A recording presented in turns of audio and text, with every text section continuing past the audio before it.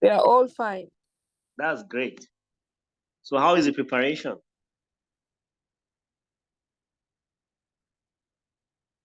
It's going great. Okay, we wish you best. It's going Thank to you so be much, sir. successful by grace of God. So I think as we are given permission to start, let me say good evening to everybody.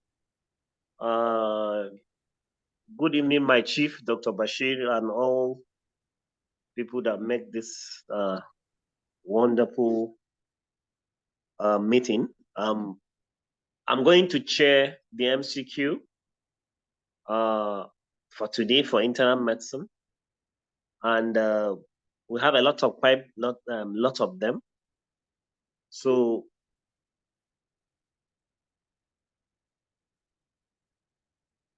we are going to. Sorry, I'm coming.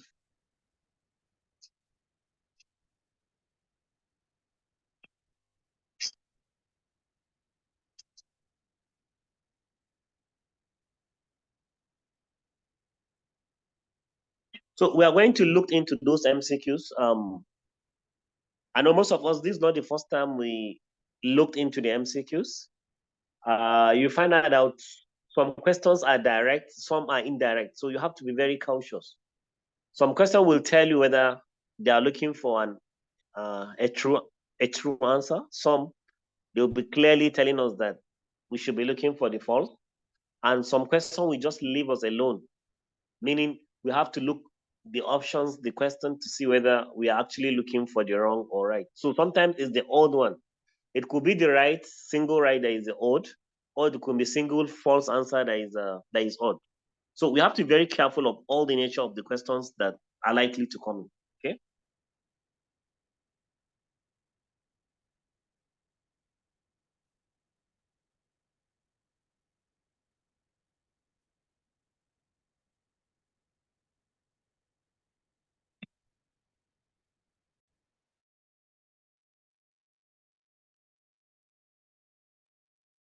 All right. So I think we can start. So it's going to be an interactive session as usual. If we highlight a question, we look for people that will answer. Please, let's be fast so that we have a lot of them, and we may need to emphasize on some because of their importance, or we can ask a question upon question. So it's going to be an interactive. Please, I want to urge us to all participate, please, because it's going to be interactive. It will be better if it's interactive. All right. You can see from the board that question number 1, life-threatening features of acute severe asthma, except A, hypertension, B, cyanosis, C, arterial blood gas of less than 7.5, D, none of the above. So None please, of quickly, the above. why do we say none of the above? Anybody quickly? Because hypertension is one, cyanosis is one, and then even the pH, if I'm not sure. So what are the few other things that differentiate acute severe asthma and life-threatening asthma? Okay, Few acute other things. severe asthma. So, Yes. okay, asthma. So for the sorry, sir, for the life-threatening asthma, we have cyanosis, hypertension, and then also confusion, coma. Why for the severe asthma we have What tachycardia? happened to the nature of the chest? The chest is looking silent, right? Yes.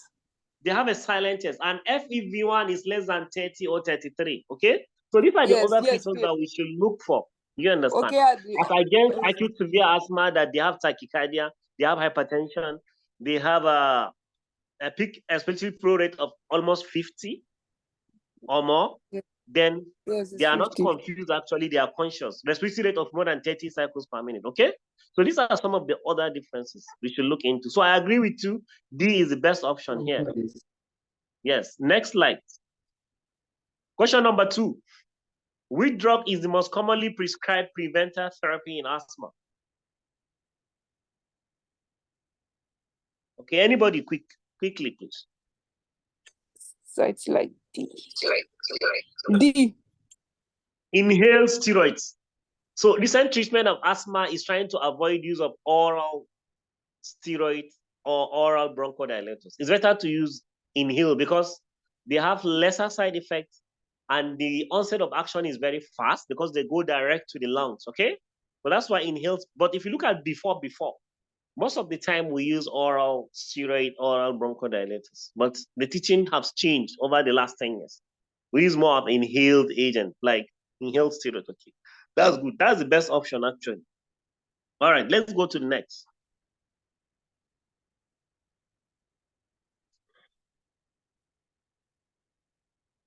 Number 3, regarding chest examination finding in an asthmatic patient. A, increased breath sounds. B, chest hyperinflation. C, noisy chest ominous sign. D, respiratory failure. Regarding chest examination finding asthmatic patient. So which one is the best here?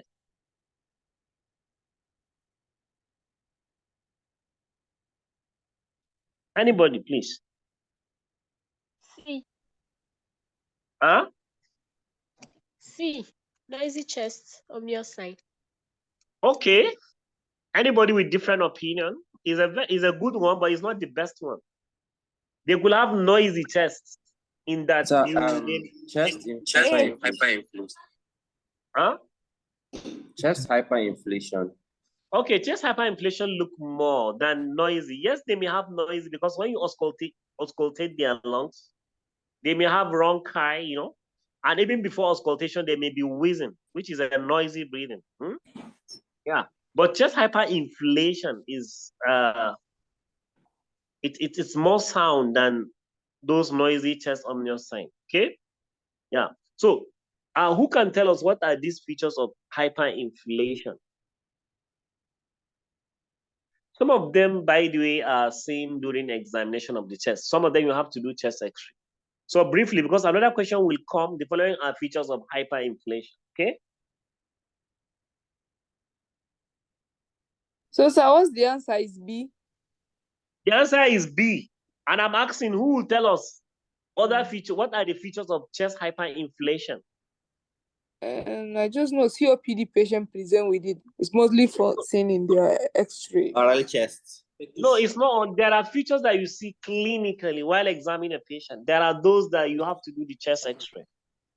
Pectus excavatus and barrel chest. Barrel chest, I agree with you. Actually, barrel chest. So they may show increase in anterior posterior diameter. The chest look more of, let me say, like the increase anterior posterior diameter is more than the base diameter. Okay, so that's one. Increase anterior posterior diameter known as barrel chest. What are the other features? Quickly, it's a very important thing because the next question could come like that during the exams.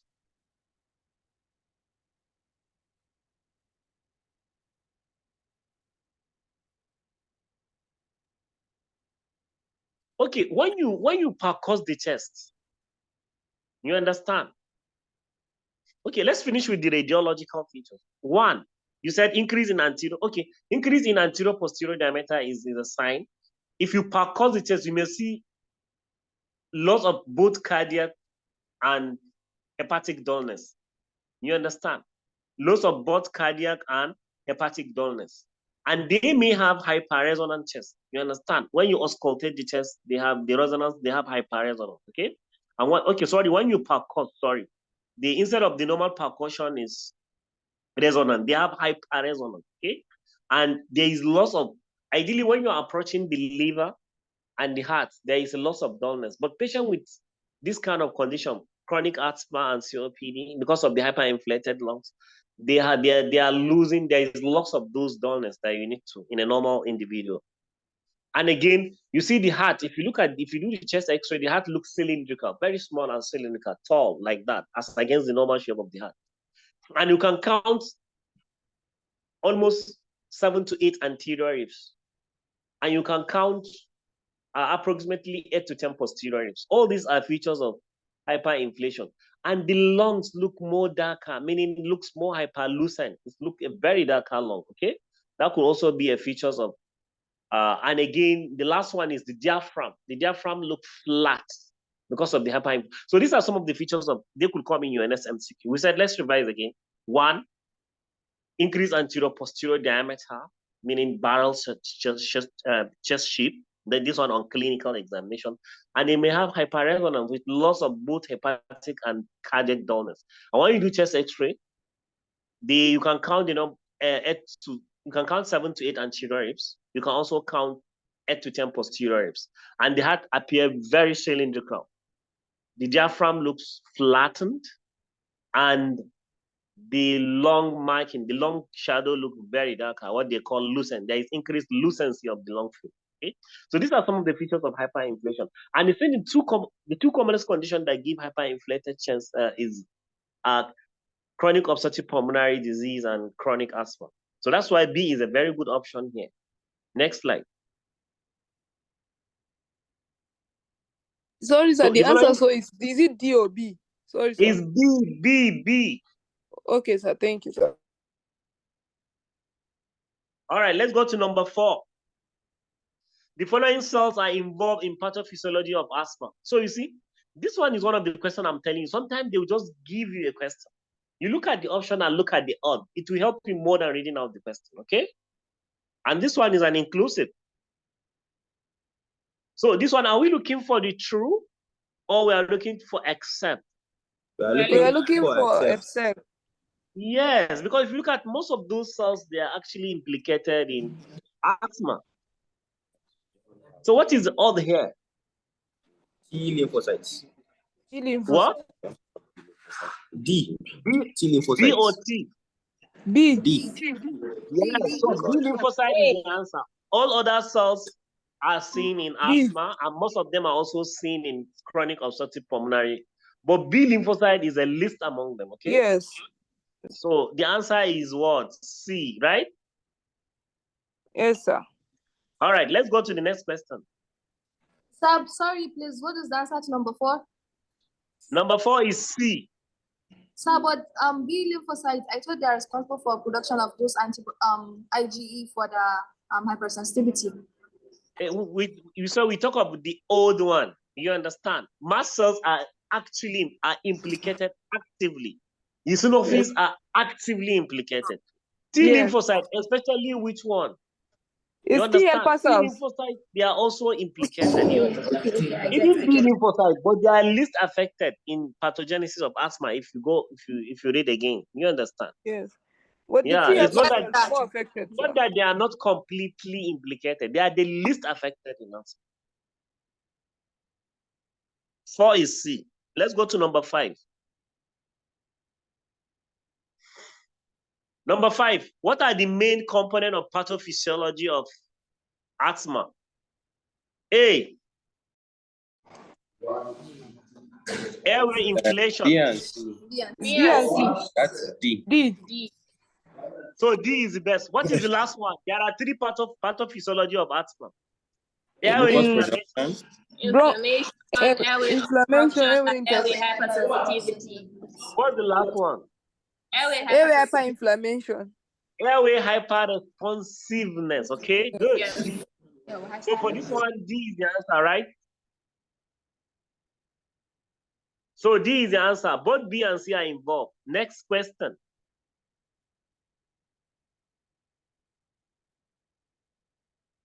A 20-year-old man was rushed to A&E with loss of consciousness by his mother, and she reported that he complained of thirst and severe abdominal pain prior to the presentation.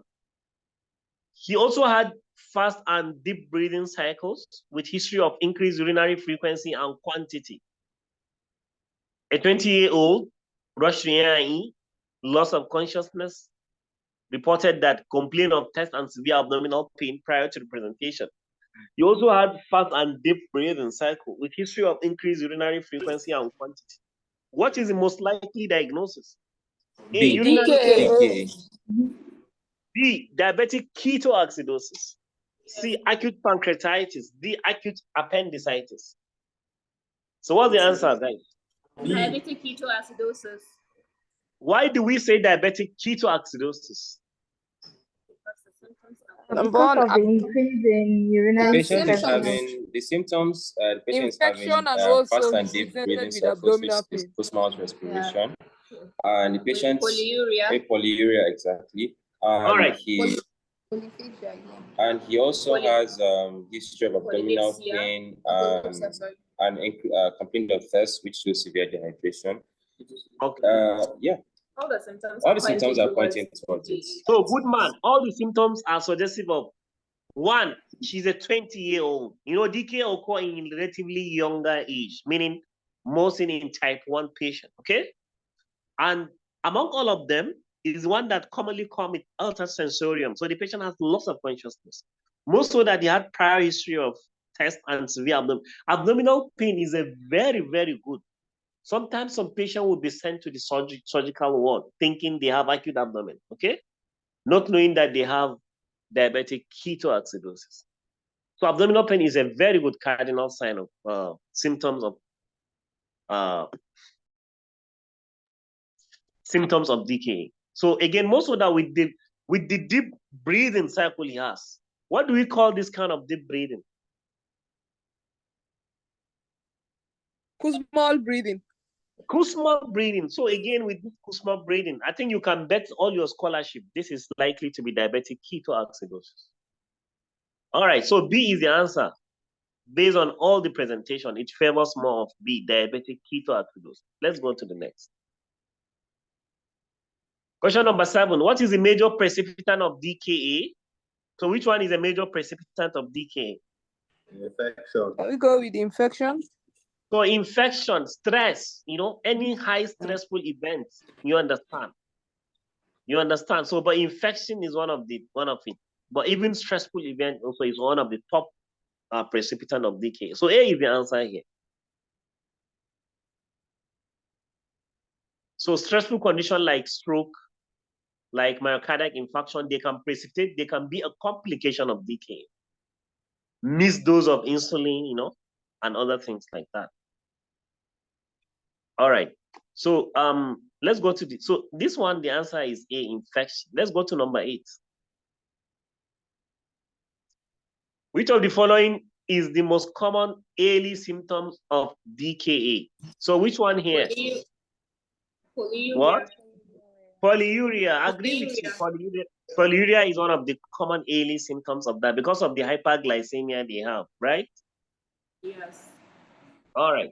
By the way, but all other symptoms can be in a patient with all these symptoms, A, B, C. They can also be, but polyuria seems to be the most common, early.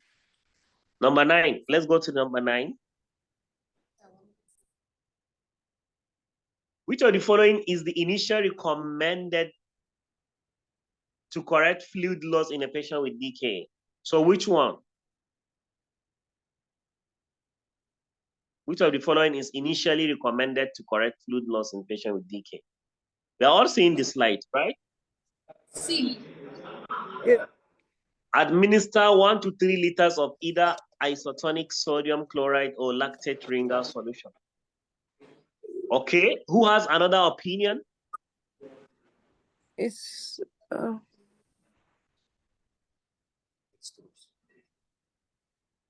Anybody with different opinion? All right, I agree with you. C. We use either typically normal saline or any other isotonic fluid. We use normal saline or Ringer's lactate. Okay, they are the commonest isotonic fluid we have. So C is the answer. We give 1 liter start, 1 liter over 30 minutes, 1 liter over 1 hour, and 1 liter either every 2 or 3 hours or 4 hours, depending on dehydration status and other comorbidities of the patient. So actually at this stage, the patient requires high fluid, and that high fluid is shown to reduce blood sugar significantly. And it's not wise to administer insulin in a dehydrated patient. So you need to rehydrate your patient. But again, you have to be cautious in a patient with heart failure, in an elderly patient, in a patient that does not want excess fluid. Okay? And that differentiates you being a good doctor and ordinary doctor. Ordinary doctor will give what is required, but also will be very cautious of other comorbidities. So that because sometimes giving what is required, again, you might tilt your patient to another thing. So you have to be mindful of age and other comorbidities that may not want excessive fluid. Okay, so this one, the answer is C. Let's move to the next.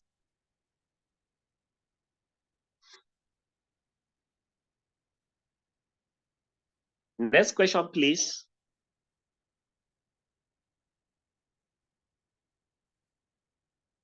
Hello.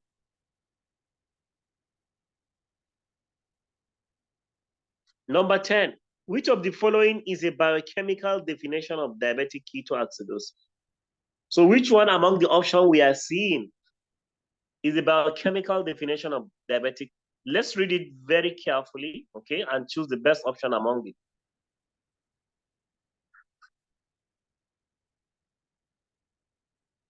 It's C. C. Why do you say C? Usually they Um, present with the blue. So go ahead. They present with what?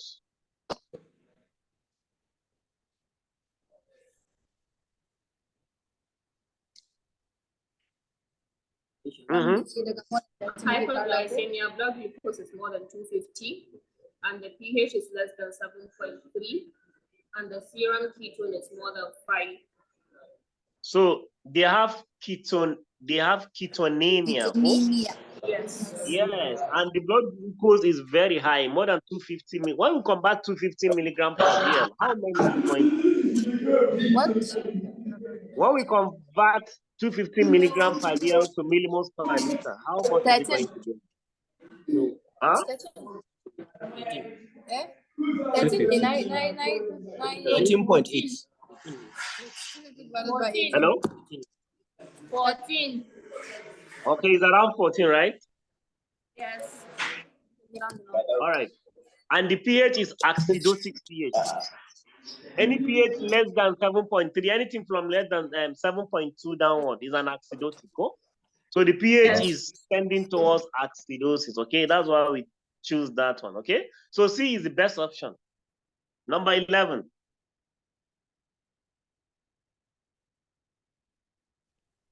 The following is true of viral hepatitis. The following is true of viral hepatitis. So which one is true? Hepatitis C commonly present with jaundice. Hepatitis E is a fatal. Who is coming background? Please, can the person? Hepatitis E is fatal, particularly in pregnant women. Hepatitis A is a risk factor for hepatoma. Hepatitis B occurs only as hepatitis C. Please, what is our best option here? It's A. Guarantee. Which one is the correct among them? Yes, which one is the best option? Because hepatoma is caused by either infection. B. B is the One B after is the other. One after the other. Who said A? B. I'm the one. B. Shema. Why do you choose S? Why do you choose A?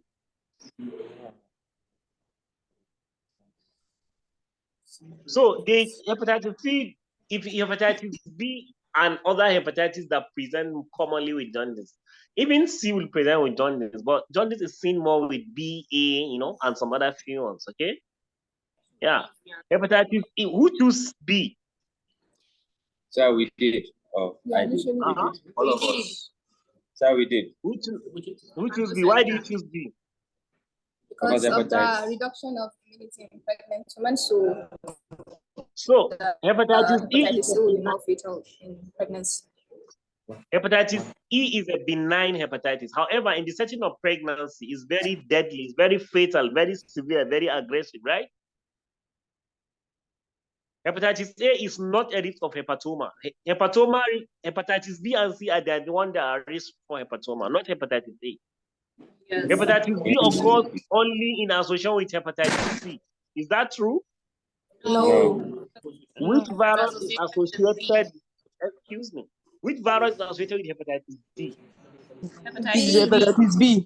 Hepatitis B. That's why it's a very good virus that we have some noisy background, please. Okay.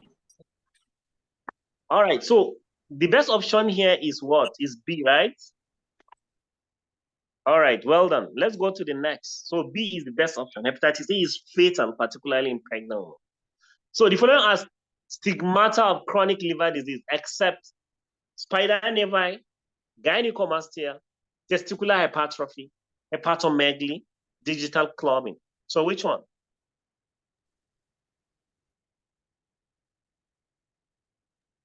Testicular C. hypertrophy. C. Huh? D, sir. Who said C. D? C is the answer. C. C. All right, C. Why do you say C? So it's It's testicular atrophy. atrophy, not Atrophy, not hypertrophy. Testicular atrophy. Is it in male or in female? Male. Do female have testes? because of the high level of estrogen. Because of the high level of estrogen. So you have to say testicular atrophy. Go. Spider nevi, gynecomastia, yes. Hepatomegaly, digital club. So which group of people that on background chronic liver disease that come with spider nevi? Alcohol liver disease. Alcoholic liver disease. So what are the other features that you look if you think somebody has Parotid fullness and also Parotid erythema. Palmar fullness, erythema. Yeah, palmar erythema. Very good. palmar erythema? Okay, accepted. There is one. Yeah, we listed Accepted. spider nevia, parotid fullness, and palmar erythema is 3, sir. I guess. Okay. Accepted. All right. Parotid Check. gland swelling. Check off duplitrans contractor. Check off down. Yes. Good, I even forgot that. All right. It's So the coverage. for this question, the answer is C. 12 is C, right? Okay, move to the next. The following are features of decompensated chronic liver disease except varicose bleeding, ascites, jaundice, gynecomastia, encephalopathy. Jaundice. So, The following are yeah. features except encephalopathy. No. Okay. No, allow everybody to say his option, please. So what is the option? Which one that if we see this one, we think this patient has decompensated? We tag him as decompensated chronic liver disease. Jaundice is an ordinary. We can't tag a patient. Encephalopathy. We can't tag a patient because of jaundice as a decompensated patient. Yes. Are we together? Yes, sir. Please, some people are making noise in the background. Yeah. So jaundice is the answer. Varicose bleeding is a feature of decompensation. Ascites is a feature. Gynecomastia is not a true feature. Encephalopathy is a very good feature. So between jaundice and gynecomastia, we choose jaundice, okay? You understand? But the most important features of decompensation from these options are varicose bleeding, ascites, and encephalopathy, okay? Encephalopathy, yeah. Meanwhile, jaundice and gynecomastia, there could just be a symptom of liver disease, okay? But jaundice is far below the other. So jaundice is the answer. Number 14. 13C, jaundice. Okay, number 14. About hepatitis B viral infection. Lamivudine is the drug of choice. Hepatitis B E antigen is a marker of previous infection and immunity. Persistence of hepatitis B surface antigen beyond 6 weeks indicate chronic infection. Presence of anti-hepatitis B co-antibody IgM in the blood indicates chronic infection. So which one is the...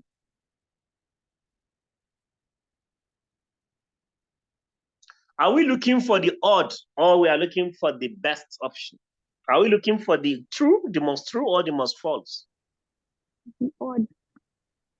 I think so. We're looking for the odd one and the We are best looking one. for It's just confused. The false. It's like We the are odd looking for one. the false. So We are we're looking for the the... correct one, not the odd one. See, we are looking for the false, so... We are looking for the false because if you can see most of them here are correct. Yes, Then we I are think looking for it's the false. between E, That's why I said D you have and to be E. very careful with this kind of question. Yes. Do you agree with me or you don't agree with me? It denotes infectivity. Please, did you agree with me? Hello? Hello, sir. We can hear you. Did you agree with me that we are looking for the false here? Yes. All right, so which one is the false? Between D and A because A is also D. Because hepatitis C, hepatitis HBC usually is a core infection, like a window. You cannot identify both acute and chronic. So You I can't, think you can't, so you can't. okay. Oh, yes, You IgM understand? is acute. AOD. Yes, sir. Okay. The best, the option without a good A and D, you understand? Yes. D is Yeah. supposed to be presence of anti-hepatitis B co-antibody IgG. Yes. IgG is the D. one that Oh, indicates D. chronic infection. But I think from the question, they want to write IgG, not IgM. You understand? But again, Yes. A is the most untrue. If you compare A and D, A is the most untrue. D. But they are all not, you understand? They are all not the true options. Anti-hepatitis B co-antibody, predominantly IgG is one that indicates chronic infection. IgM indicates acute infection, commonly. But again, this statement that says lamivudine is a drug of choice is a capital lie. Yes, because we don't use lamivudine now. We prefer tenofovir and Good. Entica. Why do we don't use lamivudine now, please? I studied, but I It's a very forgot. good point you mentioned. Why do we not use lamivudine? Sir, because it's odd, or is it because of the side effects? Because you call all this dry Not mouth. really. It's because, it's actually developing some mutants, that are difficult to treat. Mutants. Okay. Yeah, mutants, some other mutant develop from that. That's why we don't use lamivudine. So what is the drug of choice for hepatitis B now? Tenofovir and Enticard, but mostly with tenofovir. Yeah, we use tenofovir. Tenofovir is one of the. So what are the other drugs that are used for the treatment of hepatitis B commonly? Is it Enticard and this Adenica something? Good. Entecavir. Yes. So let me give you an acronym. Plates. PLATE. These are the drugs used for the treatment of hepatitis B.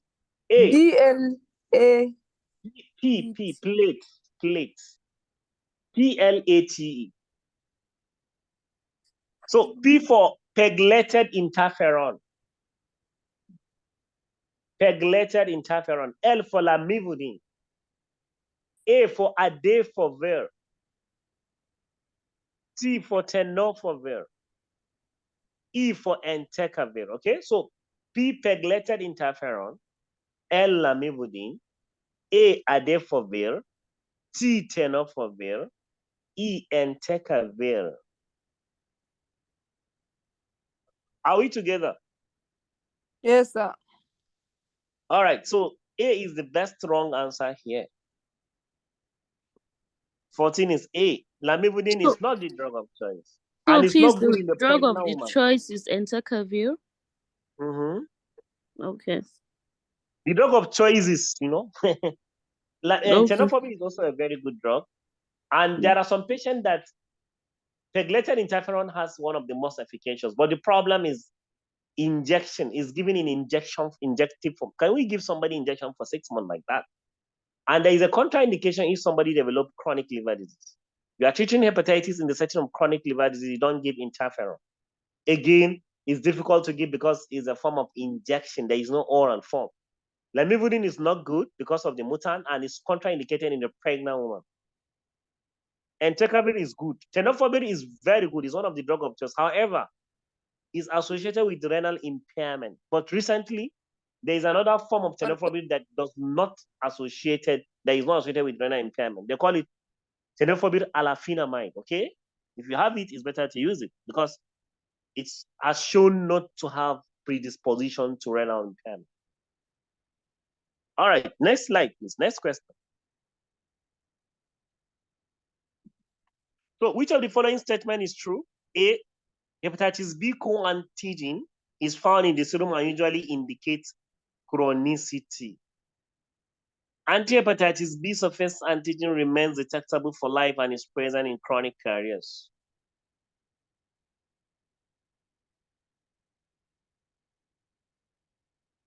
Anti-hepatitis B-E antibody indicates high infective activity in a carrier.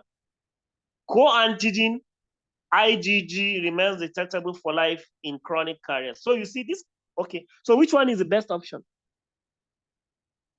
Are we looking, okay, we are looking for the best option from the question email.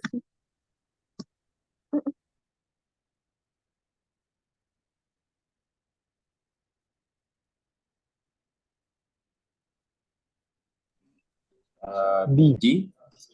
Yeah, D. Huh? D should be C the or answer. D?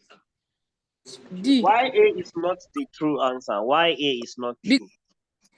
So supposed to be there's antibody in that hepatitis, that co-antigen, because it's a window. So We it, don't like detect the way I said before. hepatitis B co-antigen is not detected in the blood. Am I right? Yes. Yes, you're Where right, do we sir. detect hepatitis B co-antigen? Biopsy. Yeah, Good. but Until when we do biopsy, call it good people. window, Good. window this thing, window test or window this they used to call it. We have to do biopsy of the liver for us to see this antigen. I beg. It's not found in the blood. It's the antibody to that is found in the blood. And that's why if you look at the combo test for hepatitis B, there is no anybody that will report hepatitis B co-antigen there. It's co-antibody because it's not detected in the blood. Okay. So I agree with you. D is the best option. And that's why if you look at back when I said hepatitis B co-antibody, IgG is the one that reflects truly the chronicity of the infection. IgM for more of an acute infection. You remember that? All right, let's go to the number 16. Next question.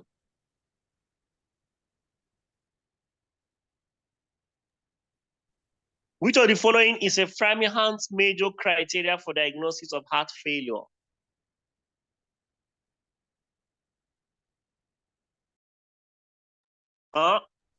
You can The answer looking for the answer. Rails, pulmonary rails. So this question is not correct question. Ungane, it's not a correct question. They're supposed to say about Framingham's criteria and keep quiet. You understand? But again, you know, these are exams. So are we looking for the true or for the odd answer? For the odd For the odd. So which one is the odd? is D. So So that means the question is supposed not to say which one is a Framingham's major criteria. Abi? Either which one is not a Framingham's major criteria, or the question should say Framingham's major criteria for Framingham's criteria and keep quiet. You understand?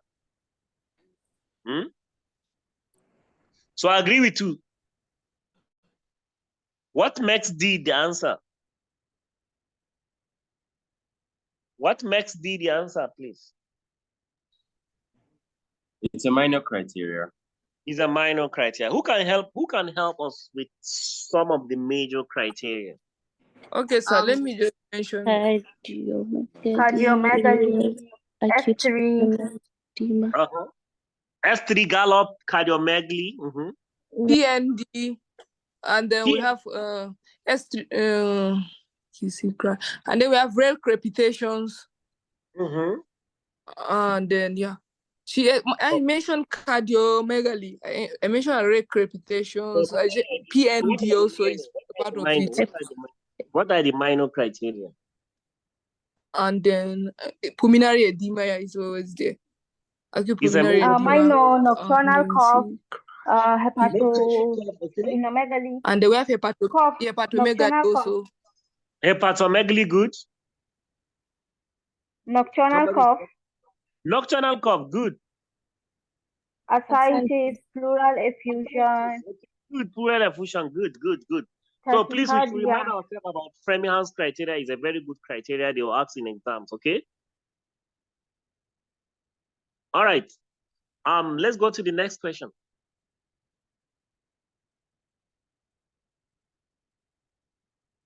Regarding the principles of treatment of congestive cardiac failure. Regarding the principle of treatment of congestive cardiac failure. Look at the options and tell us the answer.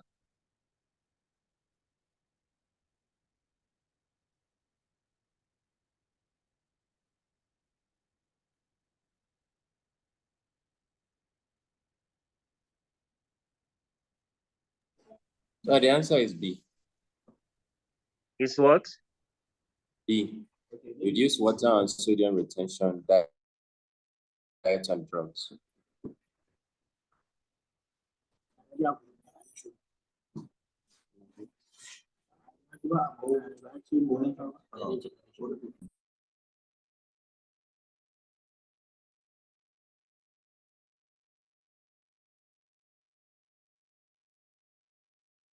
Are we looking for the true answer or the odd answer?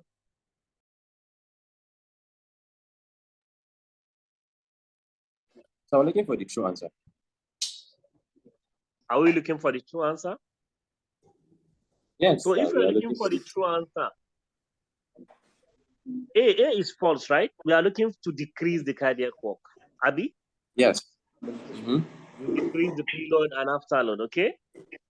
Yes. So look at option B. Option B said reduce water and sodium retention.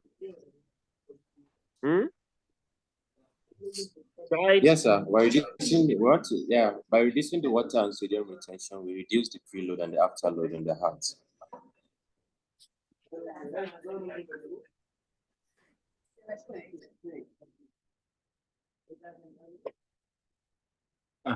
Okay.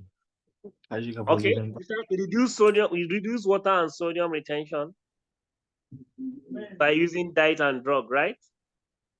Number 17. Number C said what? Decrease cardiac contractility. Are we aim to decrease cardiac contractility? Are we aim to decrease cardiac contractility? Huh? No, to increase. To increase. So B is a very good option here. Go. 17B. 17B. Do you agree?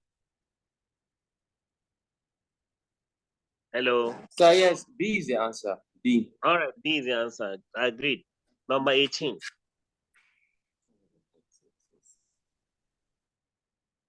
Which of the following below is not targeted in the treatment of congestive cardiac failure? Reduce cardiac work, cardiac contractility, all of the above, none of the above. Which one? None of the above. Because we target reduction of the cardiac work, we target contractility, right? Yes. So none of the above. You understand? We all target A and B. Yes. Yeah. So 18 is D, none of the above. 19.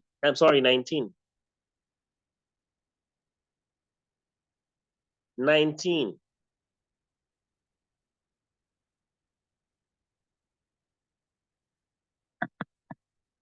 19 people. Which of the following below is not a valvular cause of congestive cardiac failure? Which one is not a valvular cause of congestive cardiac failure? None of the above.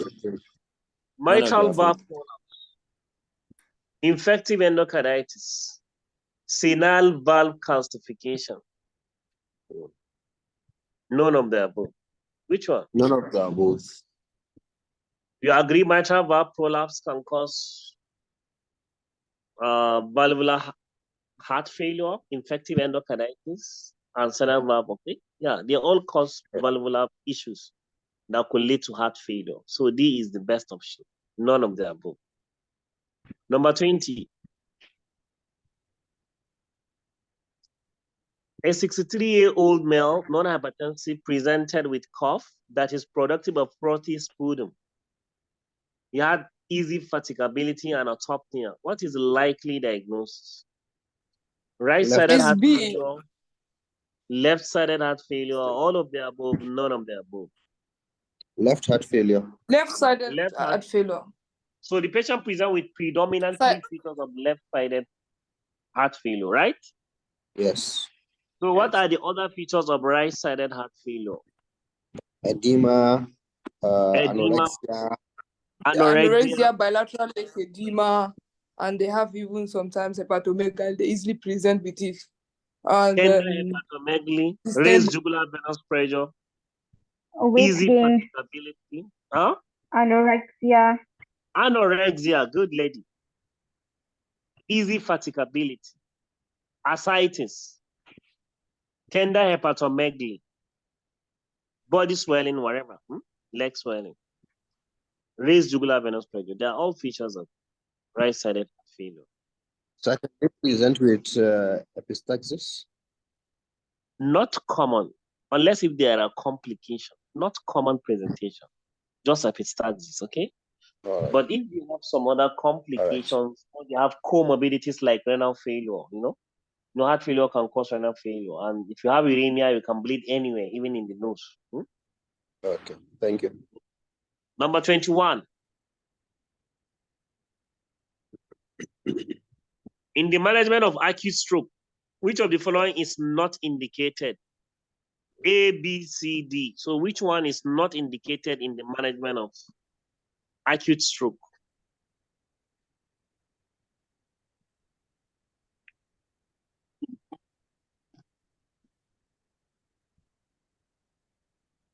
D, oxygen saturation. Okay, yeah, it's actually correct. I thought it was supposed to be more than 94, but still, it's okay.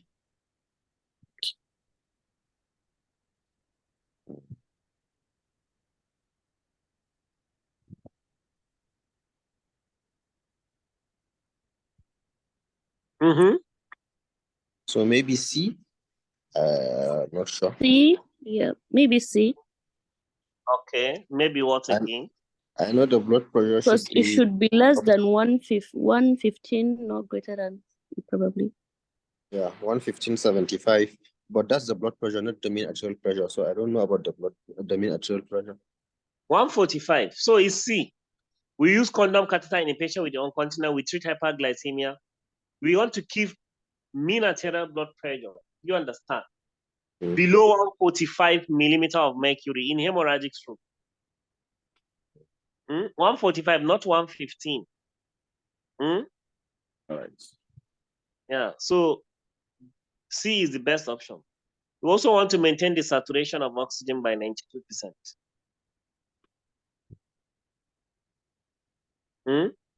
Yes. All right. Next.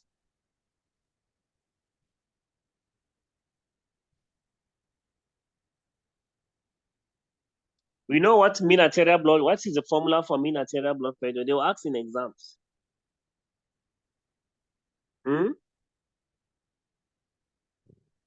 What is the formula for mean arterial blood pressure? Diastolic plus 1/3 of pulse pressure. Okay, there are a lot of formulas, more than 7, 8. So this one that you mentioned, you said diastolic blood pressure plus 1/3 of pulse pressure. 1/3 of pulse pressure. Yeah, 1/3 of the pulse pressure. And pulse pressure is close to systolic minus diastolic blood pressure, right? Yeah. So it's one of the simplest formula for us to know.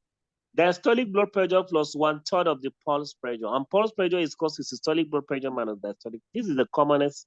There are more than 8 formulas for you to calculate this. Okay, so number 2, the fourth most common neurological disorder is caused by. So which neurological disorder is the fourth most common? B. Are we sure? No, B is not. No. I'll go with D, neuropathy. So don't mind me, B is it. But I think recently it's not going to be number 4. It may be number 3, okay? But let's stick to B as the fourth. Stroke is the fourth. Which one is the number 1? Headache. Headache, good man. Headache is the most common, okay? But recently, because of the increased prevalence of stroke, it's tending towards number 3. But it still be number 4 for now. All right. Neuropathy is around number 3 too. All right. So B is the answer. Number 23. On brain CT scan, evidence of hemorrhagic stroke is seen as. So among them, what's the evidence of hemorrhagic stroke? Hyperdense area. Hyperdense area. So 33 is A. So what of ischemic stroke? How do you see it? Hypodense area. Only after 48 hours. So it's hypodense, right? Yes. What is the normal brain tissue? How do you see it? Isodense. Isodense. Good man. Isodense. Okay. Yeah. So 24. So the 23, the answer is A, hyperdense. A 75-year-old unconscious patient present with features of in keeping with ischemic stroke within 2 hours of onset. 75-year-old unconscious present with features of ischemic stroke within 2 hours of onset. BP is 180/100. What is the next best step? ABC. A, IV labetalol. B, administer aspirin. C, ABC of resuscitation. D, IV thrombolytic. This is ischemic and it's less than 2 hours, less than within 4 hours. You can give thrombolytic like atelectasis. Good. What other opinion again? And then, yeah, you have to check for the mean arterial for the BP also. You can manage with IV labetalol. I'll go with C, sir. Okay. Yeah, I'll then- also go with yes, C, sir. like it's an oath. ABC of resuscitation. Okay. Who wants to go with ABC. thrombolytic? ABC of ABC. resuscitation. I'm going with ABC. thrombolytic D. They said next best step, so ABC. So ABC is the next best step, actually. Yes, Why sir. we don't thrombolize, despite that the patient present within 2 hours, the blood pressure is 180/100. If you have blood pressure of 180/100, even if the patient present within golden hour, you don't thrombolize. And again, before you thrombolize, you make sure you do ABC is the number one for everything. Acute severe asthma, ABC. Acute heart failure, ABC. Acute stroke, ABC. DKA, ABC first for any emergency, okay? Check airway breathing before you start whatever you want to do. And also for this patient has a contraindication for thrombolysis. The blood pressure is 180/100, okay? Yes, despite that, it's 2 hours within the golden hours. You don't thrombolize with this blood pressure. You have to start doing ABC of resuscitation. All right, next slide. So which of the following is not contraindication to thrombolysis or acute ischemic stroke? For acute ischemic stroke. Which one is not a contraindication to thrombolysis for acute ischemic stroke? A, patient awake and weakness, awoke with weakness. However, when last seen by spouse was 5 hours earlier, was neurologically normal. BP of 185/110, non-responsive to antihypertensive as intended time of lysis. INR of more than 1.7, platelet of less than 150. Which one is not a contraindication? A. Okay. Yes. Okay. Eba, who choose another option? Anybody with another option? Sir, B. Okay, B, good. So the best option is D, platelet of less than 150. The reason usually is the platelet of less than 100 that you don't want to thrombolize. If one patient develops stroke at night, even if it is by 10 o'clock, but he wake up by 7, you understand? Even if he got the stroke by, let's say by 6 a.m., and he wake up by 7 and find out he had a stroke. So you count the first time, the time he went to the bed, because you don't know which part of the time he developed stroke while sleeping. So this one is 5 hours, 5 hours. So already you don't want to thrombolize more than 3.5 or highest 4 hours, okay? So it's already 5 hours for A. So A is not. And if somebody has to develop a stroke and he has recovered neurologically normal within those period of time, you don't thrombolize at that time. And look at B, the blood pressure is more than 185. High blood pressure is a contraindication for thrombolysis. And more than 1.5 is also a contraindication. So the best option here is platelet of less than 150. It is a platelet of less than 100 that is a contraindication for thrombolysis. So this option number 25, the best option is D, is the one that is not a contraindication. All right. Number 26. A 50-year-old presented with bilateral lower limb swelling Which of these supports the diagnosis of CKD?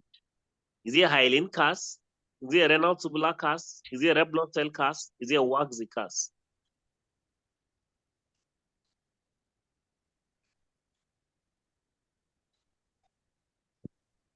My people. Yes, sir. I'll go with B or D. Okay. Renal tubular cast. Okay. Anybody? Maybe RBC cast. RBC cast. Okay. Good people. Okay, the best option is broad waxy cast. So waxy cast, if you see anybody with waxy cast, it's highly telling us that he has already developed chronic kidney disease. Okay. The other cast, you can see them in other conditions like RBC cast. You can see in somebody with glomerulonephritis, not necessarily CKD, but waxy cast is highly in keeping with, especially they say broad waxy cast. Okay, is highly in keeping with chronic kidney disease. It's one of the markers that differentiate acute kidney injury and chronic kidney disease. Okay, broad waxy cast, presence of broad waxy cast. All right, 27. So the best option for 26 is D, waxy cast. Number 27. Which statement concerning renal replacement therapy in patients with CKD is accurate? So which one? Read about that. Which of the statement concerning renal replacement therapy in patients with CKD is accurate?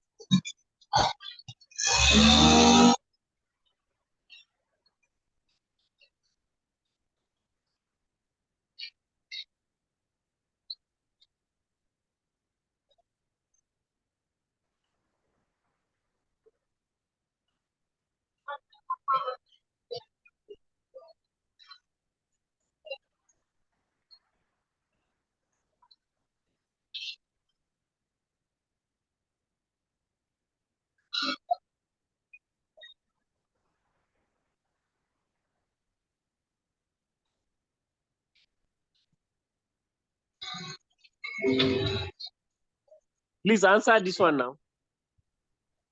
B.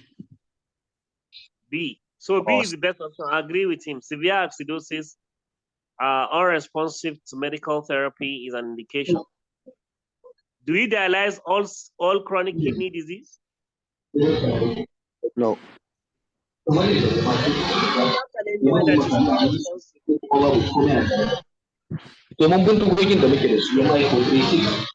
are disturbing the?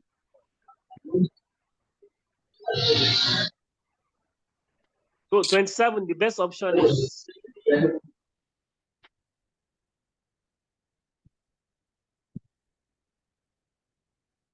27. The best option is what? We said is B, right? Yes. So if you look at all other options, they are not fully true. Yeah. B is the best option. 28.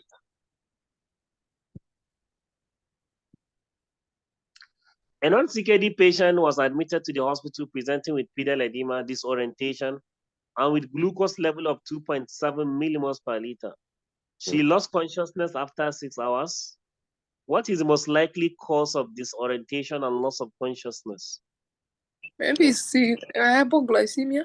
Hypoglycemia, good. These are very straightforward. Okay, so hypoglycemia, good. So what are the other features of hypoglycemia?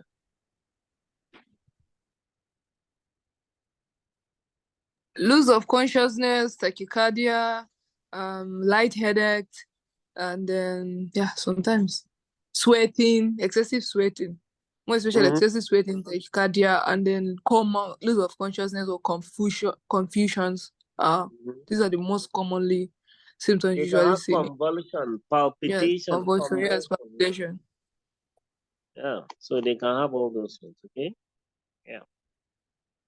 All right, so here is hypoglycemia C. 29.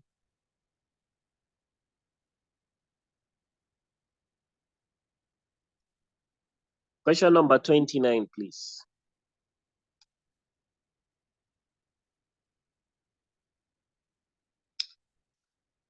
Why do patients with CKD develop hypoglycemia?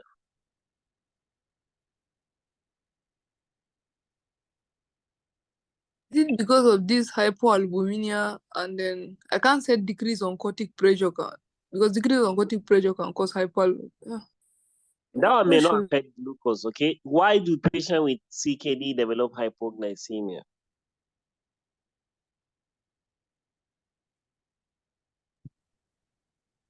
Maybe when they have glucosuria, when they are losing the glucose. Okay, that's number 5 as the list. It's not even, maybe it's number 10. 1, you know, kidney participate in gluconeogenesis, okay? Yes. So the contribution of kidney for gluconeogenesis will not be there in a CKD patient. That's 1. So the body will not synthesize glucose from other non-carbohydrate compounds, okay? That's 1. Number 2, insulin is metabolized by the kidney. If the kidney is diseased, it won't metabolize the kidney and the insulin, and the insulin will remain in circulation, promoting entrance of glucose into the cells, leaving the blood without glucose. Abi? Yes, And patients with chronic kidney disease, they have anorexia. Anorexia is one of their problems, vomiting, anorexia. They are not taking enough. So they can have hypoglycemia. Again, they have edema even in their gut. So absorption, the little one they take, the absorption is very slow. Sometimes they may not have a good absorption of the nutrient they take. So that will give them also hypoglycemia. These are some of the reasons they develop hypoglycemia. All right, number 29. In the long-term management of anemia in CKD patient, the best result is achieved by the option you are seeing. So which one will give us the best option for? Why not D? Why not D? Erythropoietin. Erythropoietin. Where is erythropoietin produced? The kidneys. Who has another option?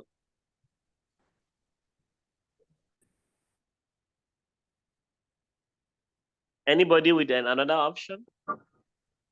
It would have been A, sir, but they said alone. So maybe D would be the perfect answer. No, what I mean, so the answer is actually D.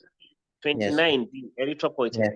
So I'm asking, where is this produced, erythropoietin? Bone marrow, sir. Who has another opinion?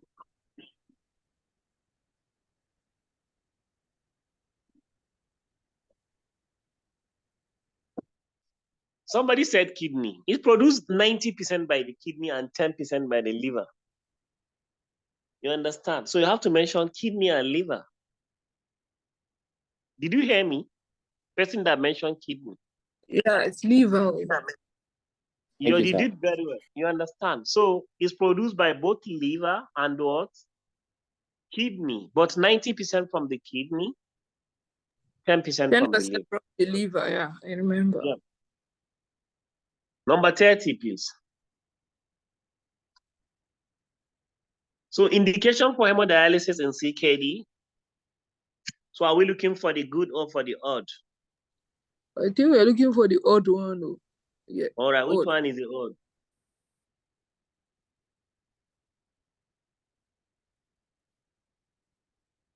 Some people are not contributing. So the answer I think it's is going to be refractory hypokalemia. Yeah. So it's supposed to be refractory hyperkalemia. Am I right? Yeah. Yes, sir. All right, so the answer is B. Let's move to 31. The following statement about HIV are not untrue, except the following statement about HIV are not untrue. Wow. So the following are not false. If something is not false, that means it's true, right? Yes, I think it's D. So we are looking for true. Let's know that we are looking for the true answer, B. Yes. But the statement is ambiguous. We are looking for what? The positive. They asked We the are looking negative. for true. The two negative cancel each other, right? Yes. So we are looking for the positive. A, it belongs to the Delta virus.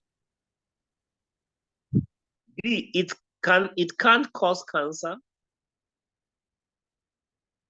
C, the virus is error prone during its replication. D, it consists of type 1 and 2. So which one is the best option? Thing is D because consider or HIV1 or HIV2. So does it The- belong to Delta? D So because I agree with her. It consists of both type 1, HIV1 and 2. HIV2 mainly in Western Africa, HIV1 in the other part of the world.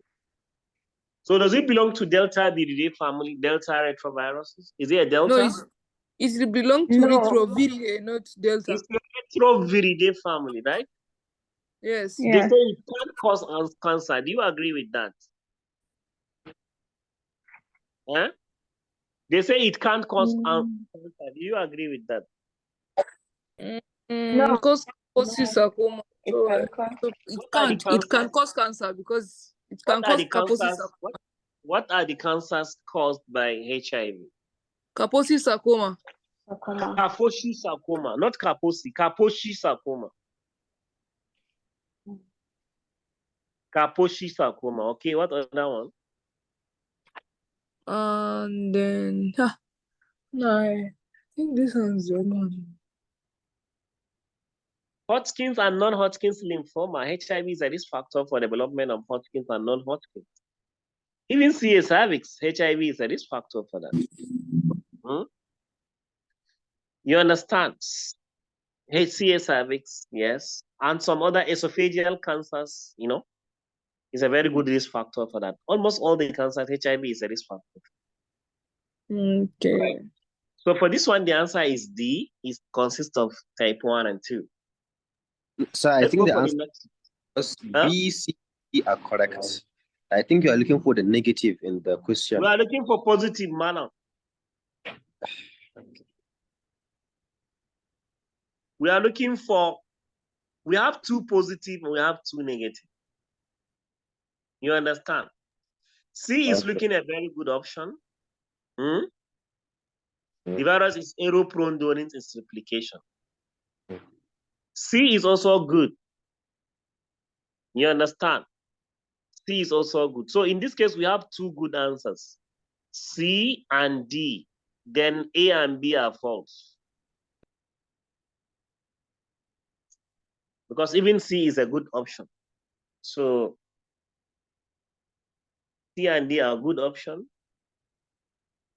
A and B are false. B and C are true. All right, let's move.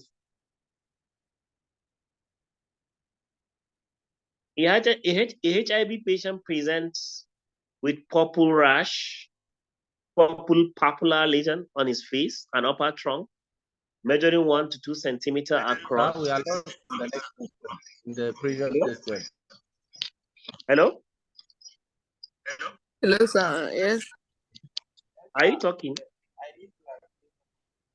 All right. A HIV patient presents with purple papular lesion on his face and upper trunk, measuring 1 to 2 centimeters across. Number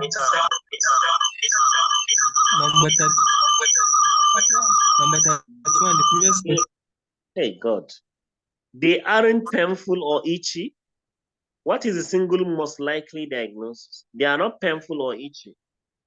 So what do you think here? And it's purple. Kaposi sarcoma. Yeah, I'm they not want sure. to just confuse somebody. But I think Who it's has another opinion?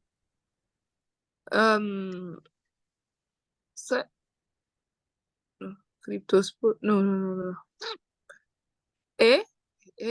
No. Represent with white patches. So she's right. I think it's D. Kaposi sarcoma, right?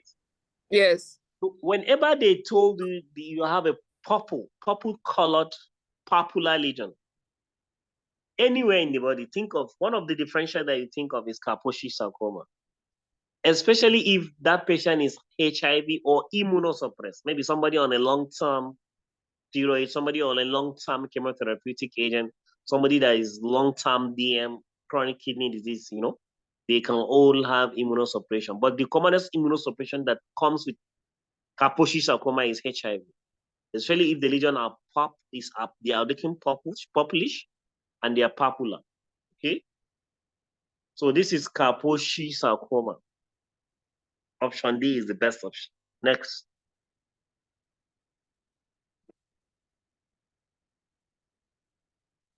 So the following are 8 defining illnesses, except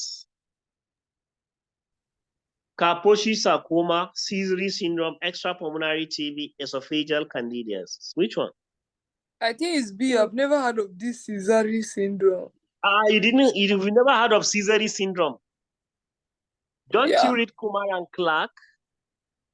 I use Kumar and Clark, but not that deep for the H. I mostly Kumar and Clark. I can tell you the page. It's there in Kumar and Clark. If you read under, I think the answer is D. Under malignancies, okay. What's the answer?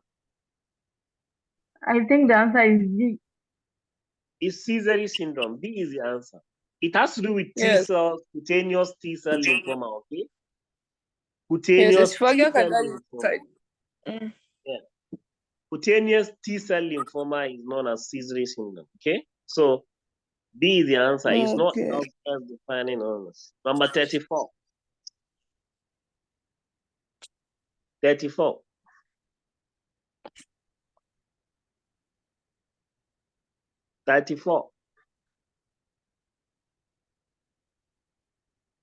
Hello. Hey, 10. 34, please. I think she's not. Okay.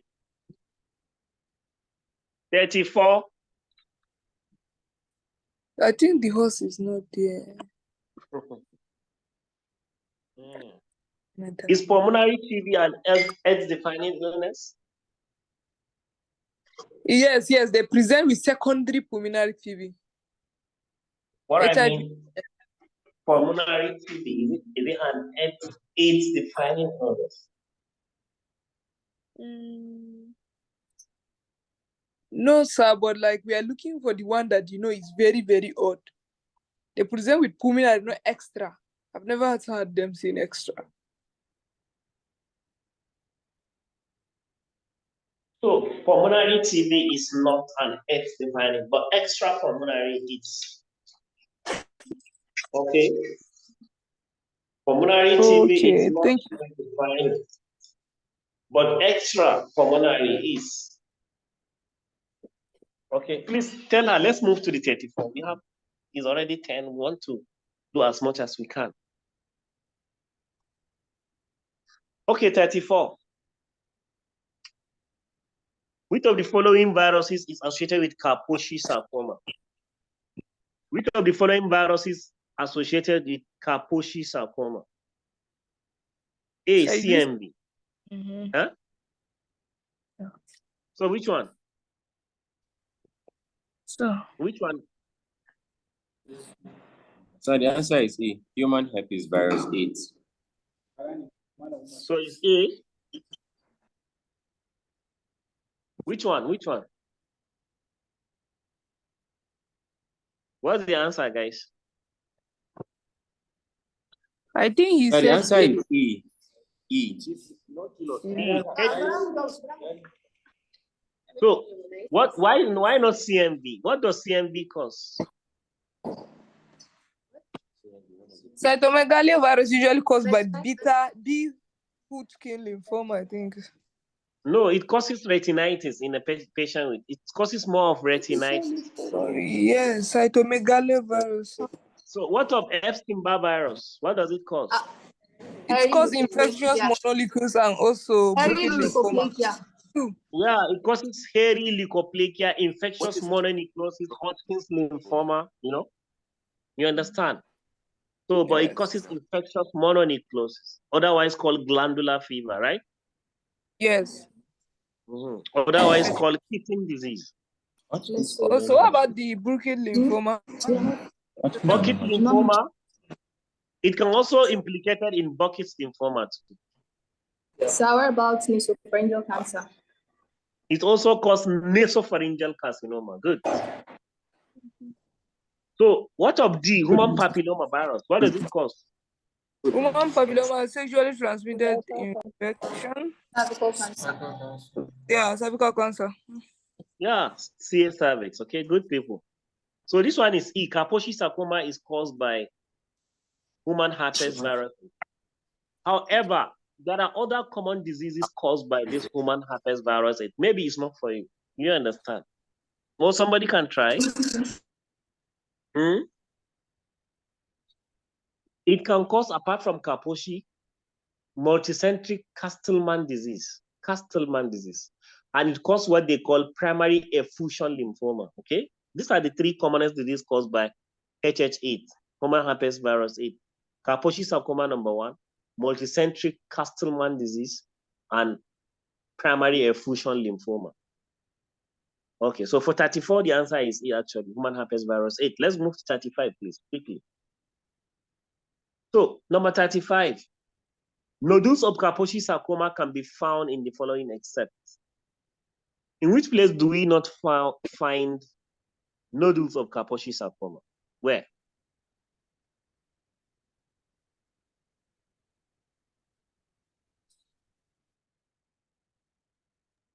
None of the above, sir.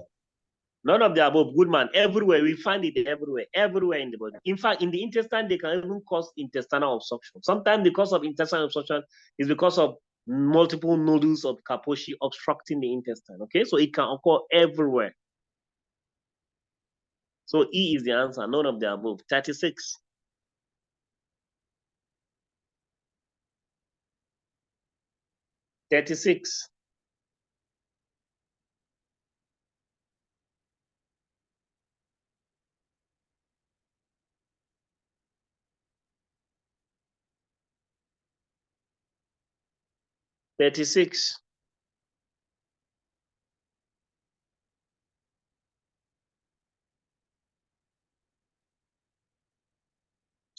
A 20-year-old female presents with pain and swelling of the knees bilaterally and rashes around her cheeks.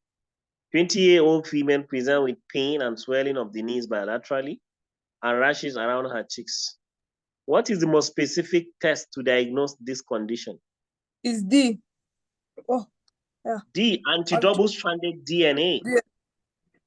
She Okay, presented with another opinion. Erythematosus. So Okay, this good.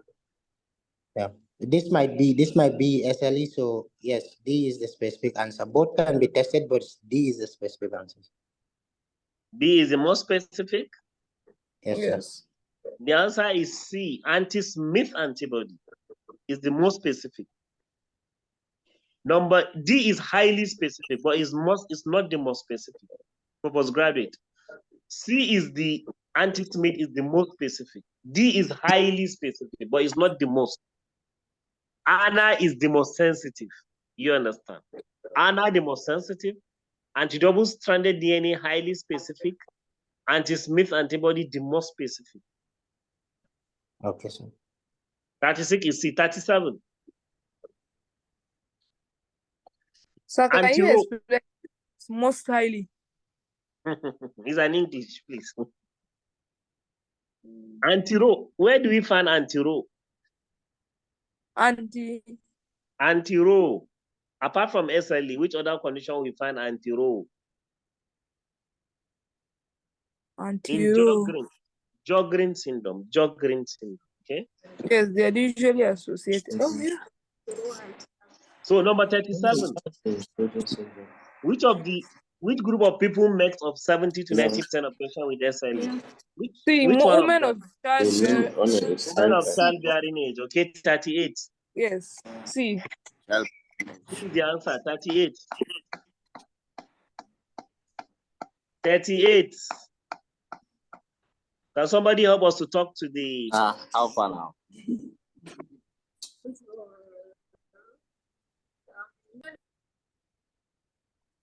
Can somebody help us to talk to the screen controller, the slides controller? the slide sharer.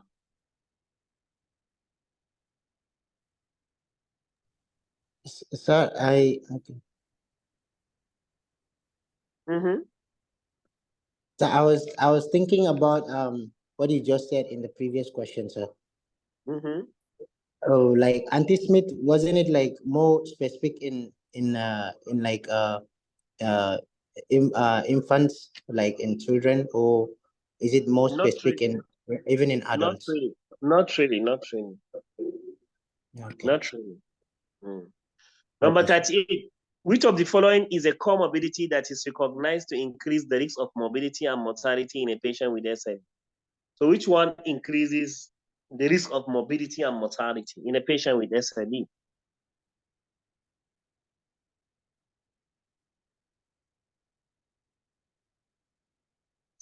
Okay, it's B, osteoporosis. Osteoporosis increases both mortality and morbidity in a patient Okay. with SLE. Osteoporosis. So how will osteoporosis increase the mobility? I don't know. But you know, osteoporosis, they have a joint disease. SLE, they have arthritis. So if you have osteoporosis upon arthritis, that makes that bone to easily get damaged, and the pain and other things, you know, comorbidity will be setting there. I agree with you. Atrial fibrillation. Atrial fibrillation will increase mortality, not morbidity, in a patient with SLE.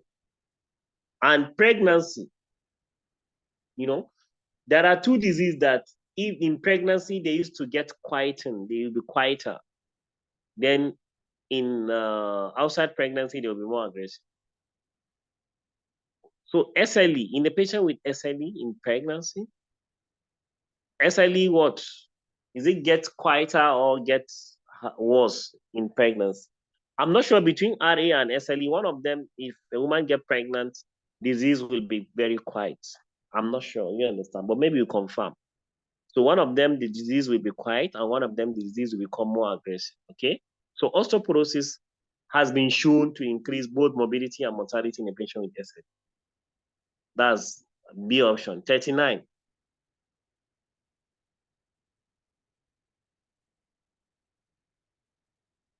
Please, 39, no, it's getting time.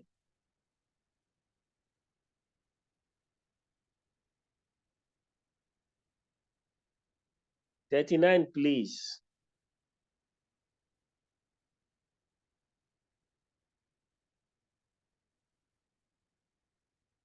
Hey.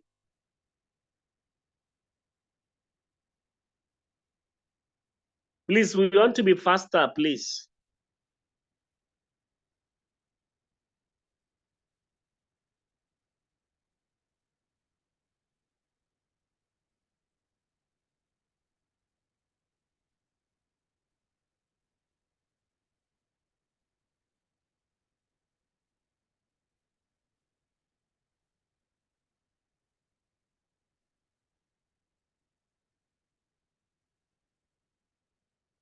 Hello?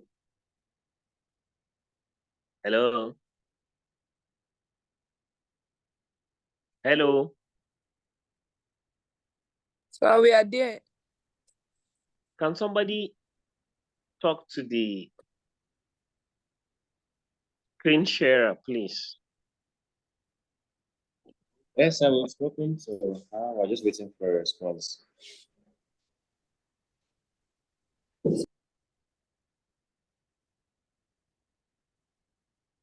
So how about you guys preparing for exams? Going great, sir. That's you are doing well. You keep it up. They asked us to submit our names for your exams. So I traveled. I was thinking I should not go back for that exams. But maybe you motivated me. I am thinking of going back to participate in the exams. Okay, thank you, sir. Yeah, initially I said I travel far away, so going back will be hectic for me. But they are going to close tomorrow. They asked us, among us who are interested, they can submit their names and other things like that. Just like the other exams that are held in Kano, which we participated in all the two opportunity to be examiners at that exams. So for this one, It's like you guys are motivating us, so we can go back just to participate in the exam and come back. Okay? Yes, sir, Inshallah. please. Please go back. Yeah. We'll pray for you. Pray for your safe return. I actually travel. My own aim is to go back to Kano first week of next month. But you know, because you guys we are together, you motivated us, and most of our colleagues are there.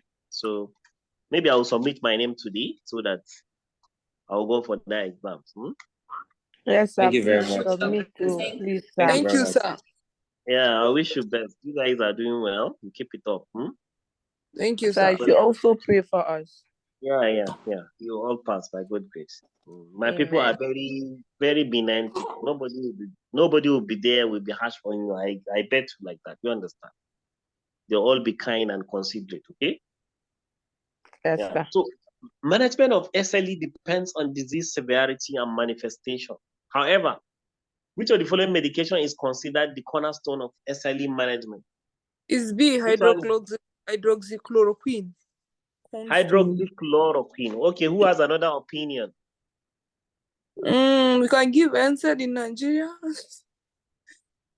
In other countries, they don't give NSAIDs. And give, sir, but the main gold standard for the treatment, we give If they hydroxychloroquine. have pains, we give them NSAID, I beg. If they have pains, give them NSAID. Unless if they don't come with pain. Yeah, so 39. Yes, it's correct. She said hydroxychloroquine is a very good drug. It's very good. During COVID-19, it has to become expensive. Most of the patients with SLE, they suffered because it's also a drug that has shown to reduce mortality in a COVID-19. So during the epidemic, it has become extinct and very expensive. So patients with SLE, RA, they suffered a lot to get this drug. All right, so B is the best option actually. Number 40, please. Number 40. Which of the following are among the most common symptoms in new cases or recurrent active SLE flare? Which of the following are among the most common symptoms in new case or recurrent active SLE flare?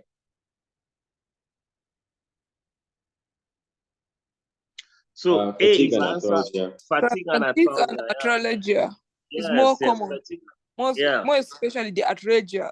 90% of them they present with it. You have arthralgia. Good. Okay. Next.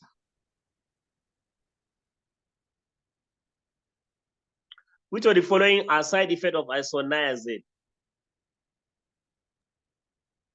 Which of the following?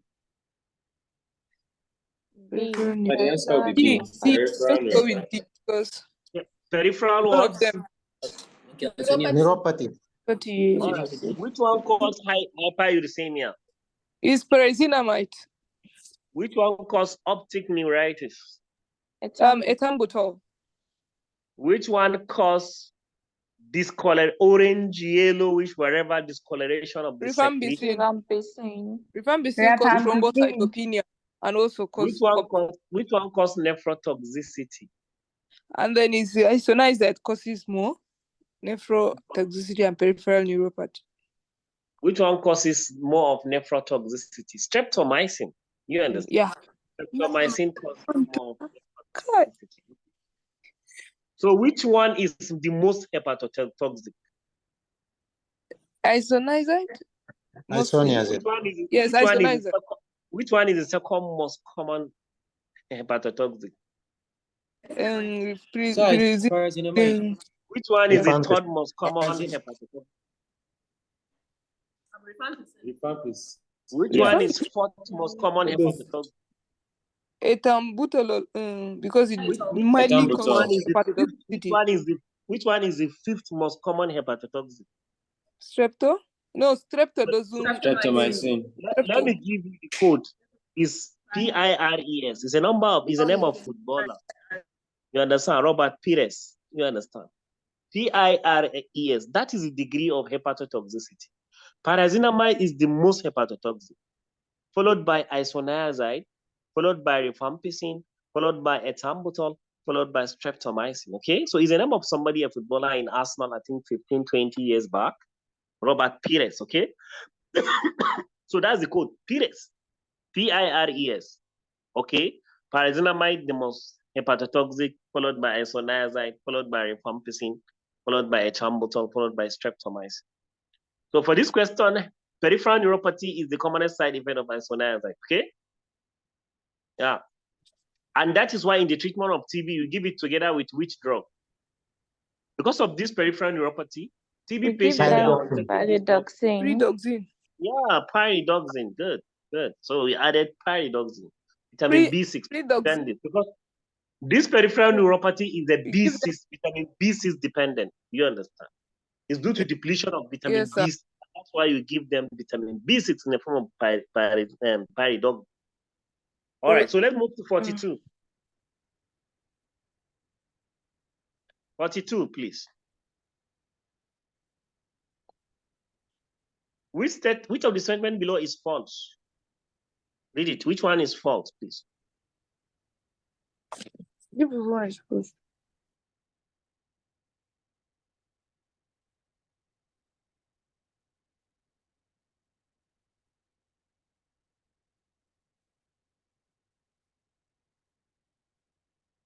Which one? Which one? We are getting to the 10.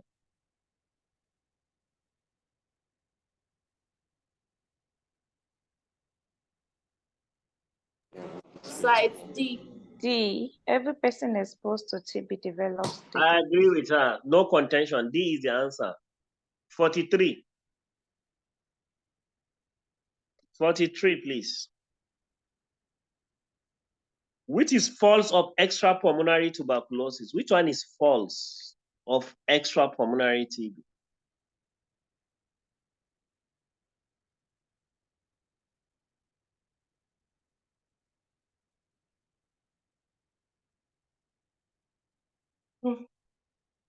I think it's D because even in female too, you can find it. So which one is your answer? Oh, The answer is A. A. Extrapulmonary, meaning if you remove the lungs, which one? So why bring in the lungs again? So A is the answer. Anywhere. So we should know other sides of the TB, right? Skin, meninges, bone, spine, adrenal gland, kidneys, they are all affected, okay? Intestine, GI, okay? So lungs is not part of extrapulmonary. That's why the name extrapulmonary, apart from pulmonary. So A is the answer. 44. Which of the following statement is incorrect? Which one is incorrect? Read about which one is incorrect.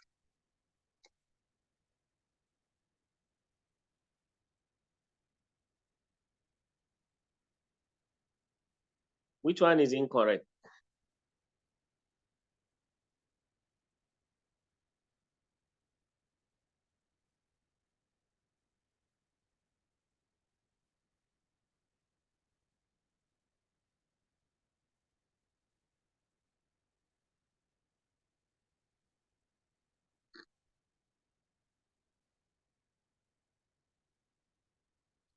Okay, 44, the answer is C. Cannot grow in a cell-free media. That's the answer. 44 is C. Any contention? If there is no contention, I'll move to 45.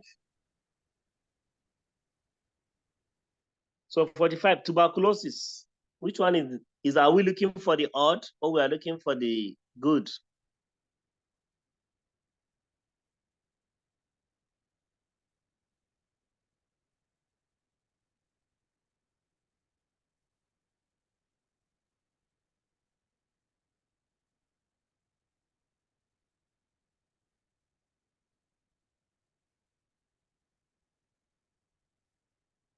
so I think we are removing the odd. We are I think removing should be the B odd. because no. Mm-hmm. Mm-hmm. You are looking for the odd, sir, and it doesn't. D is the odd one, sir. Are you sure? Always We are affects the looking for lung. the odd. The Are odd we one. looking? We are looking for the odd. We are looking for the true answer, please. True or I'm looking for the true answer. Yes. Sir, A is the answer. Huh?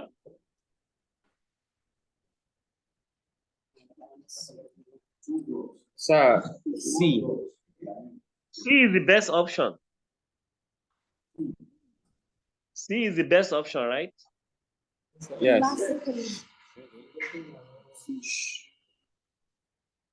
A is also looking a good one, but C is the best answer. B and D are false. B and D are false. A is relatively true, but C is the best option. So 45 is C. 45 is C. 46.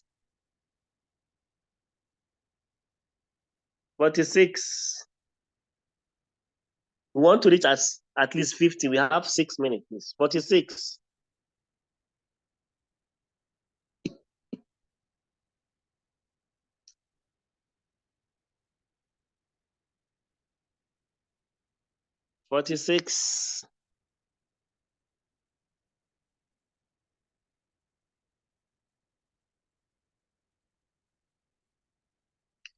Regarding upper GI bleeding. Regarding upper GI bleeding, which one is the answer?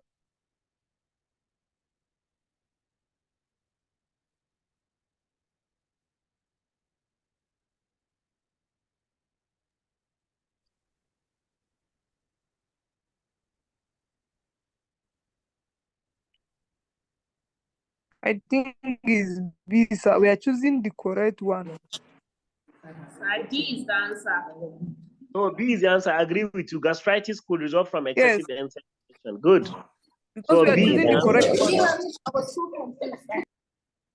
We are looking for the B. And Yes, that's why correct it's one. the correct answer. So B is the answer. 47. Upper GI bleeding. Okay, which one? Are we looking for the good or bad?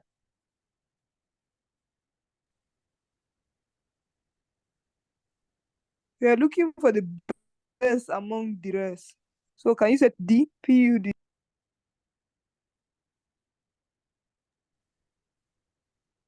D or A? The answer In between. is D.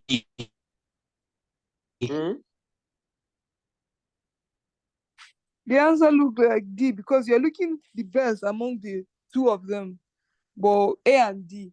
But mostly is D, because PUD is one of the most common cause of the upper GI. One of the. Yes. Okay, sir. One of the. Thank you. So what is the best option? D. Yeah, A is the best option. It's commoner in males than females. PUD is the second commonest in majority, I think even in Kano. Esophageal varices, you understand? Yes. Esophageal varices is the commonest. Okay, the commonest of upper GI bleeding? Yes, in Kano, Okay. esophageal varices. And in most of the places. Osla-Weber-Rendu is not a common cause. Do you know another name for Osla-Weber-Rendu? Osla not? Osla-Weber-Rendu syndrome. Do you know another name for that? No, sir. Hereditary hemorrhagic. I think it's hemorrhagic telangiectasia. Yeah, hereditary hemorrhagic telangiectasia, otherwise called Osla-Weber-Rendu. They come with a lot of bleeding from the nose. It's one of the commonest causes of nasal bleed. They can bleed anywhere, including the GI. But it's not a common cause.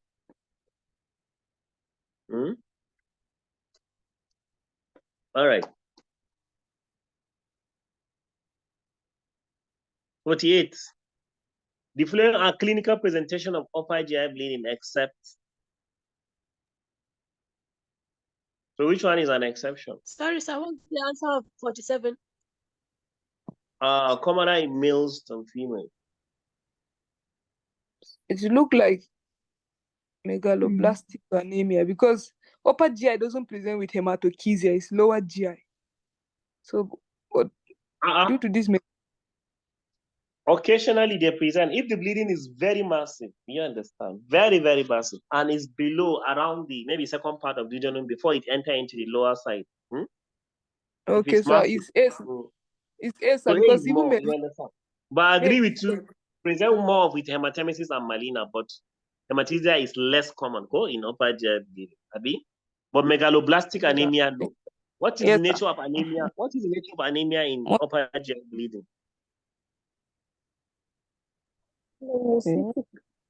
Nomocytic, pneumochronic. You understand? Nomocytic, pneumochronic. Pneumochronic. Not All right, megaloblastic. 49, please. Concerning management of upper GI bleeding, the following statement is false. Which one is false?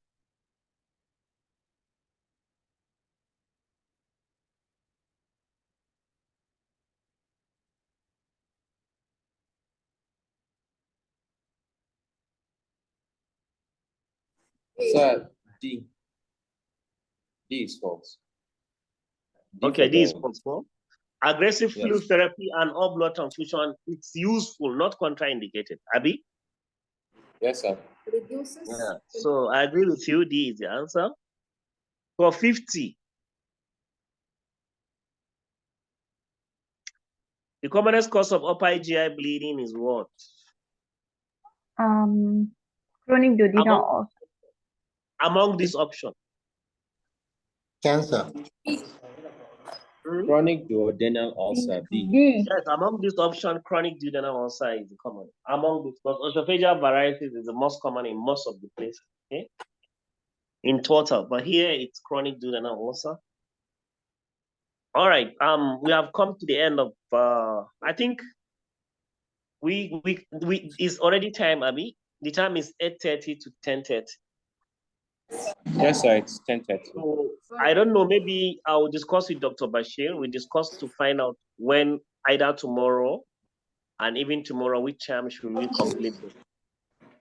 I hope we enjoy the session. I hope we go back and Yes, sir, it revise was those very things. interactive. Thank you very much, sir. All right. Thank you, guys.